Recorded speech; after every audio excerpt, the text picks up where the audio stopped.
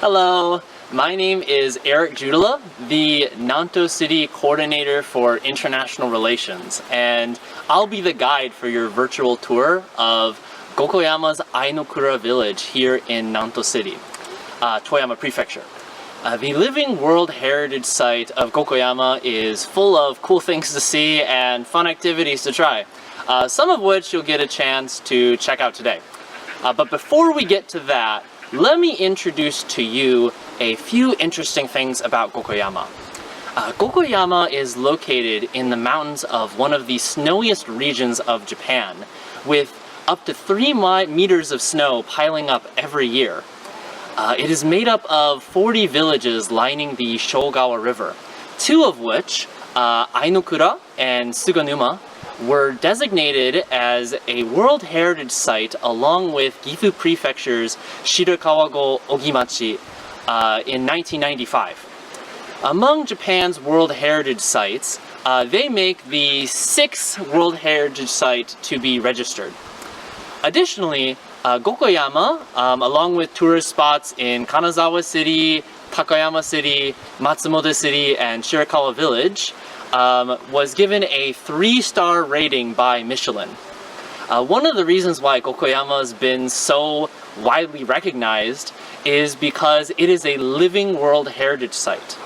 That means that people still live in Gokayama to this day. Anyways, we're gonna get started with the tour. If you have any questions or comments, feel free to comment, and we'll respond when we get a chance. All right, let's go. All right, check out these autumn colors.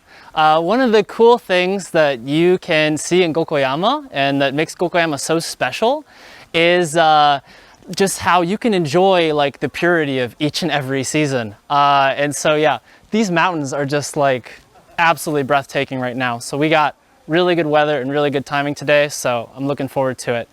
The other thing that makes Ainokura so special and famous are these roofs right here. These are called Gassho-Style roofs. Now by Gassho, I'm referring to how when you put your hands like in a prayer position like this, this is kind of makes like, you know, a steeple, right? And similarly, the roofs are built at a 60-degree angle, you know, kind of like, you know, your hands in a prayer position. So they call it Gassho-Style. Now, why is it that the roofs are built at such a steep angle? The reason is because in the wintertime, as I said before, there's a lot of snow. And if they don't build it at this angle, the snow will build up on the roofs, and then they might collapse in on themselves. So to get the snow to fall off the roofs naturally, they build it at, you know, the steep angle, right? Yeah. But as you can see, they're thatched, which is also like another really cool thing you can see here. And the thatched roofs have to be changed about every 20 years or so. Yeah, but it might be kind of a pain to change them all the time, but it also like, you know, displays a traditional lifestyle that's been passed down through the generations. Anyways, so we are going to check out one of these houses. This one right over here. This is called Yusuke. Yusuke is a museum as well as a kind of inn, minshuku, which is like a Japanese word for like an inn that you can stay at that people live in, kind of like a bed and breakfast. And yeah, so you can stay here, but also visit it like it's a museum. So as a museum, you can learn about Gokayama's traditional industries, as well as see some pictures of traditional life in Gokayama. They have pictures from like, you know, 70, 60 years ago, just before this place even became a World Heritage. So it's pretty cool to check out. Anyways, let's go check it out, okay? お邪魔します。はい、こんにちは。こんにちは。いらっしゃいませ。Hello. はい。All right, make sure you take your shoes off, and then we'll disinfect real quick. Head right in. All right, お邪魔します。All right, so this is what the inside of one of these Gassho-style houses looks like. people would live on these kind of first floor, and that's where they would do their daily lives and just to kind of enjoy their company of each other, right? Right here, we have what's called an irori. Now, an irori is a type of fire pit, as you can see. And people would either drink tea out of it or kind of cook iwana, which is a type of fish around it, or eat variety of foods that are local to this region, like Gokayama tofu. So these Gassho-style houses generally range to be about 100 to 200 years old, with some of the oldest ones being about 400 years old. Yeah, you can stay at a number of them. They have lodging here as well as some of the other ones here in Ainokura and Sugunuma and some of the other places in Gokayama. And also, as I explained before, here you can learn about the traditional industries of Gokayama. So this is a display of what the houses look like. And then on the first floor, they would do Japanese paper making in the winter and in the summertime and other times of the year, I believe, they would do saltpeter making.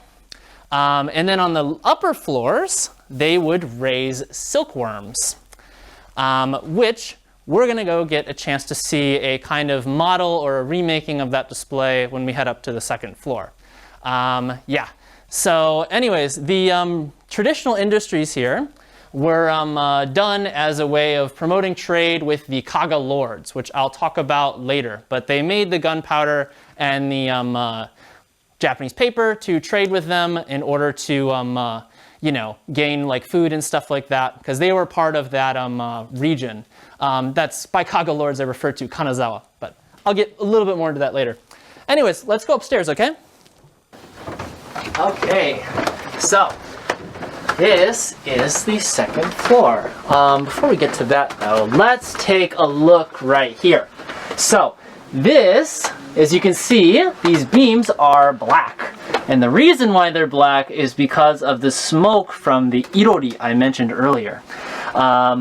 So that is done not only to keep the silkworms warm, but it also preserves the wood so that it lasts longer and isn't eaten by insects.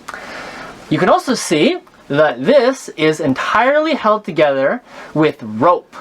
They don't use any nails to build any of these Gassho-style houses in order to make them sustainable and work with nature. Okay, so let's go upstairs.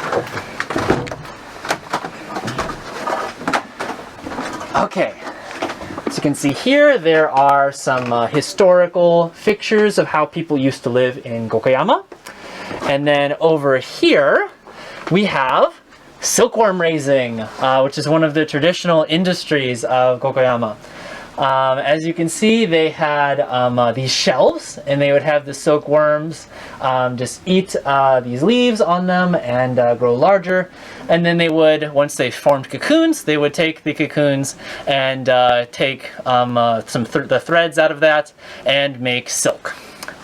And then over here, we can check out the third floor. If you take a look up here, you can see how this like steep Gassho-style roof is constructed. You see how that's all just this black wood with the black beams and rope? Yeah. So that's kind of how they build it. Really cool, right? Okay. Cool. So let's head back downstairs. And we have a awesome treat for you guys. So we're going to show you a traditional Japanese folk song and dance. Okay. All right, so as I said before, we have a real treat for you guys. And we have our wonderful people from the city here to help out. But so today we are going to be showing you the Kokuriko, which is one of the oldest, if not the oldest, Japanese folk song traditional folk song in Japan.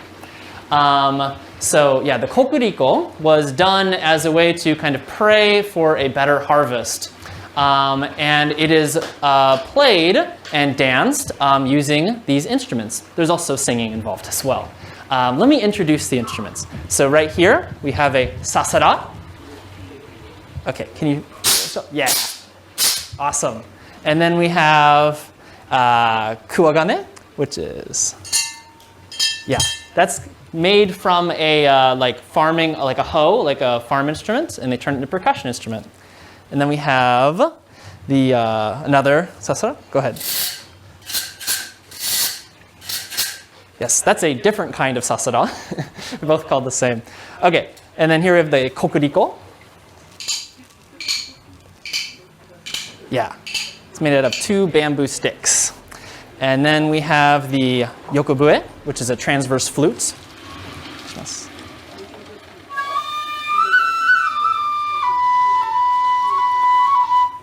Thank you. And then we have a taiko drum. Anyways, so without further ado, let's start the show, shall we? Onegai shimasu.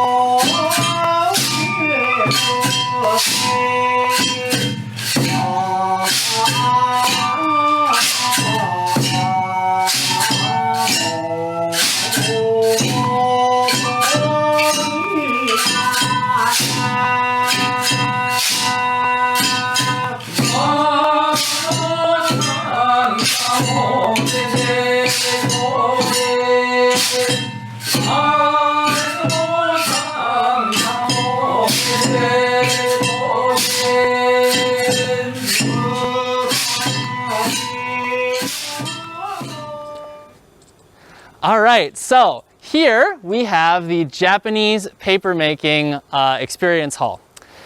Here you can try making Japanese paper yourself. As I said before, Japanese paper is one of the traditional industries of Gokayama. It was traded with the Kaga lords, you know, modern day, the people in modern day Kanazawa, who ruled over this land back in the day. And it was made with saltpeter, an ingredient in gunpowder. And yeah, so they would put the, Japanese paper and saltpeter on the backs of cows, and they would hike them all the way over the mountains because they didn't have like nice convenient roads like we do now. Instead, they had to take a mountain trail all the way down to Kanazawa to do the trading. The reason why Japanese paper making was such a big industry here was because of the surplus of cold water. So, as I said before, it snows a lot, and using cold water is essential in the process of Japanese paper making. And Japanese paper was here in Gokayama, was of exceptional quality. So that kind of made the region much more prosperous than it would have been otherwise. Anyways, let's go inside and try to make some Japanese paper for ourselves. You can do this experience for just like, a few hundred yen. Yeah, it's pretty accessible. You can just come here, you know, whenever they're open. Alright, お邪魔します。こんにちは。All right, this is Mr. Miyazaki, and he will be our instructor for today. こんにちは。 All right, let's get started. 早速始めましょう。じゃあちょっと作ってみますね。やり方をね Okay. 説明します。 So he's going to do a basic はい、 demonstration. 持ち方はこういうふうに持ってくださいね。 So that's how you hold it. で、まずは斜めに立って水をかくように Yes, you want to hold it kind of at a really Okay. high angle. 薄 And くお then, 化粧して表面をきれいにしますね。3回もたくさん yep, and then you have to do 3 times. You have to scoop up some water, こ and ぼさない then ように、 you はい、縦横 want to not let the water spill over or anything like that, and just kind of go 線を vertical, 絡ませていきます vertical, ね。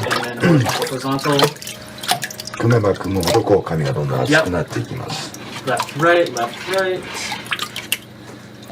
down, just like that. はい、ある程度厚さが決まればここで捨て水ですね。 Yep. 捨てま And す。 then you get rid of the excess water. でこんな感じで Yes. So, we didn't mention it before, but this liquid right here is made using paper mulberry, which is grown in this region. And that's how you make Japanese paper. じゃあちょっと潰しますねこれね。後でエリクサに吸いてもらいますからね。 Yeah. So now I'm going to give it my a shot at it. Okay. Wish me luck. I'm not great at this.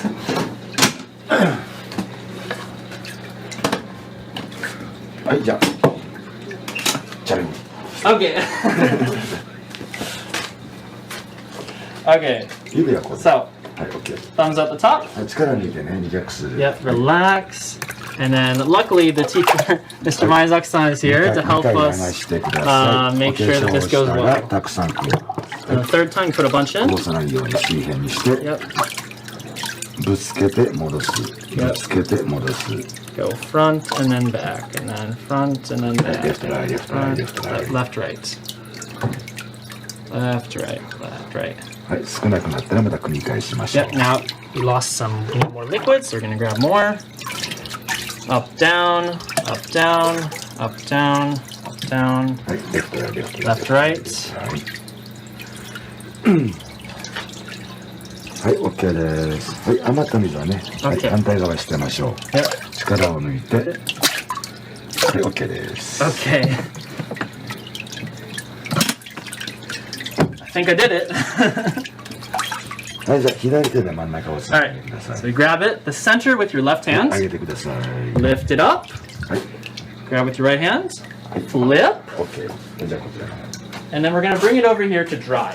い、立ててくださいね。 Yep. So now we're gonna try to put it down slowly. はい、あと折らないように And we don't want any wrinkles to get in. 空気を送り出すようにして。 Yeah, we don't want any air or bubbles or anything to get in. So put it down nice and slow. はい、OK ですよ。 Okay. はい、片手で真ん中をつまんでください。 Yep. ちょっと持ち上げて、はい、そのままずーっと奥の方へ。 All right. As you can see, the instructors here are super helpful and make this process a lot easier than it would be if you had to do it by yourself. Oh, thank you so much. Arigatou gozaimasu. Okay. デコレーション。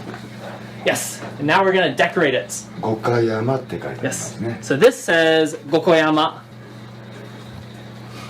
はい、どこでもいい、好きな場所で。 Yep. You can put it wherever you want. はい、ジャパニーズメープル。 Yep. Japanese maple leaves right here. It's autumn, you know, very seasonal. So let's get these in as well. All right. So I'm going to put one here, and one here. はい、いいですよ。じゃあこちらの方に。 All right. So, Mr. Miyazaki is going to work on drying the paper and completing it. And while he's doing that, we are going to look at some souvenirs, okay? Cool. So, this is the souvenir shop here. Pretty much everything in here is made of Japanese paper, if not everything, to my knowledge at least. Over here are some of my favorites. So, these are not really things you can make yourself, but Miyazaki-san makes these and they're really nice. This is probably one of my favorites, the little Gassho-Style house made entirely of Japanese paper. We got, you know, little other animals and stuff like that. So yeah, and you can just purchase these for, what was it? It's like 1,000 yen or so, and it makes a really great souvenir to take home and remember the experience. You can also take your own paper that you made your cell phone, which we can go take a look at. Okay. All right. So this would be a completed version of the Japanese paper. Yeah, and you can just take this home, write on it, send it as a postcard or a letter to your grandma or whatever, and just use it as paper if you want. Or just keep it as a decoration for your house. Whatever works. Yeah. Arigatou gozaimasu. Thank you. Thank you. Yeah, as you see, wasn't super hard. Didn't mess it up that time at least. All right. So, now I'm going to explain to you some of the other awesome things we have in Gokayama. So, not only is Gokayama a place rich of, full of history and bountiful nature, it also has some really awesome food, as well as some other museums that we didn't get a chance to look at today. Yeah, one of the things that I like to mention about what's really great about here is that the food is all vegetarian and vegan friendly over at Matsuya over there. We didn't get a chance to go there today, but if you're ever here and you need to get lunch, definitely go there. It's delicious. And yeah, and they also have Gokayama tofu, which is like, I don't like tofu, but it's really good. But yeah, also, here in Nanto City, we have a few other awesome places you can visit. So, some of those places include Inami, which is a wood carving village, where you can do wood carving, as well as visit Zuisenji Temple, which is one of the 4th largest wooden temple in Japan. Yeah, so also in Johana, you can get a, silk weaving.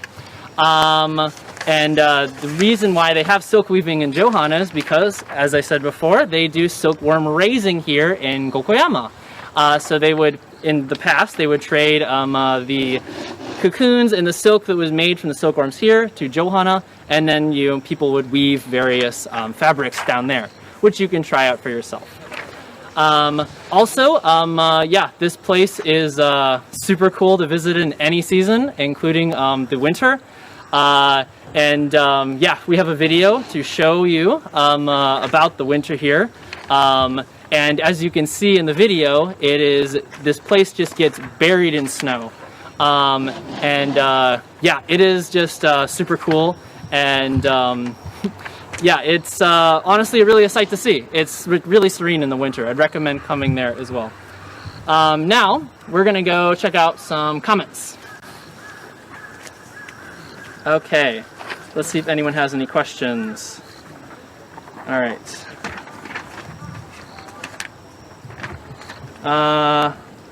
How many houses, how many people are in the village? So, yeah, there are 23 houses in the village. Yeah, so there are 56 people living here. Yeah, so let's check out some more questions. Yeah, there's also a number of kids who live here too. It's actually really a lot of young people. Do you mean mulberry tree bark? Yeah, I know it's called kozo, and the translation is paper mulberry. I don't know if they use I think they do use the bark, yeah, because they take the bark and then they peel it. Yeah, I don't know. The translation I was taught was paper mulberry, but yeah, pretty sure it is the bark.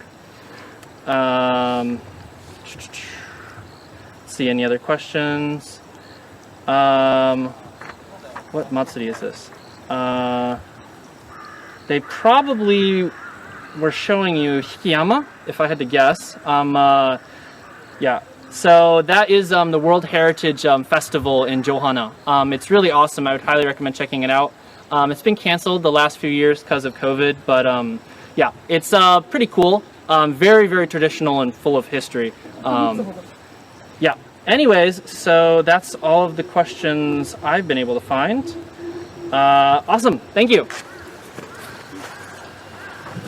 Okay, so now I'm going to let you know how you can get here to Gokayama. So Gokayama is accessible by bus, usually if you're taking public transportation.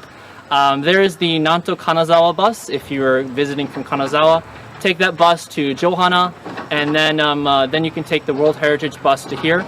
Or you can take the bullet train to Shin Takaoka Station, and then take the bus all the way from there to from the World Heritage bus all the way to here.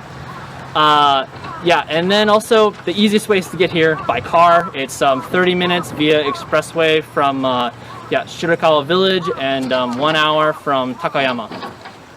There are also like a number of Michelin star places, as I mentioned in the start of the video, around here, such as Takayama City, Matsumoto City.